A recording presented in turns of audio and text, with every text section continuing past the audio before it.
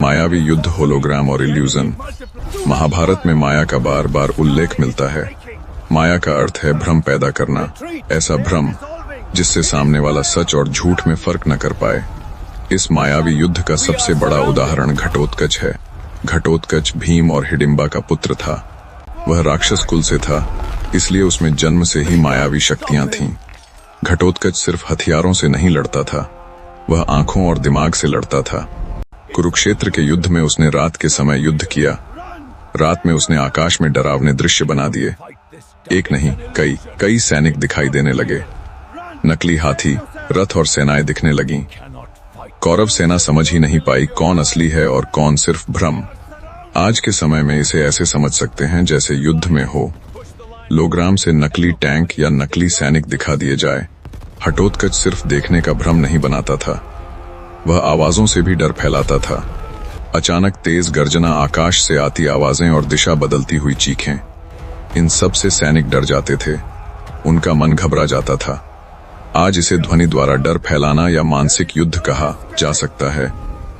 घटोत्कच का असली लक्ष्य शरीर को नहीं, दिमाग को हराना था, क्योंकि जो सैनिक डर जाता है वह खुद ही हारने लगता है। घटोत्कच का पुत्र अंजन पर्वा भी ऐसी ही शक्तियों वाला था। हालांकि उसका जीवन छोटा रहा और वह अश्वत्थामा से युद्ध में मारा गया, लेकिन उसने भी भ्रम पैदा करने की कला दिखाई। उसके बनाए भ्रम कई महान योद्धा को भी कुछ पल के लिए उलझा देते थे। इससे पता चलता है कि माया सिर्फ कमजोर लोगों पर नहीं, बल्कि बड़े योद्धाओं पर भी असर करती है।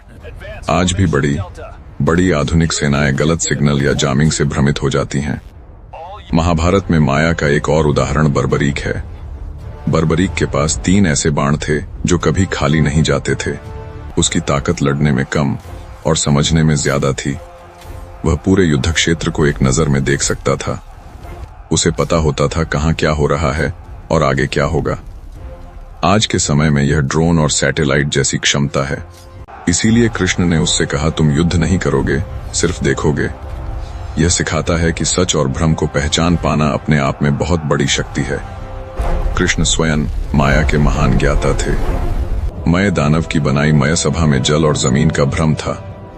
दुर्योधन का पानी को जमीन समझकर गिर जाना हंसी की बात नहीं है। यह दिखाता है कि माया कैसे अहंकार और सोच को धोखा दे देती है। युद्ध में भी कृष्ण ने कई बार भ्रम का सहारा लिया, कभी सूर्यास्त का भ्रम तो कभी गलत सूचना। आज इसे सूचना युद्ध या मानसिक रणनीति कहा जाता है। अगर हम इसे आज की दुनिया से जोड़ें तो बात बिल्कुल साफ है। महाभारत का मायावी युद्ध कोई कल्पना नहीं था,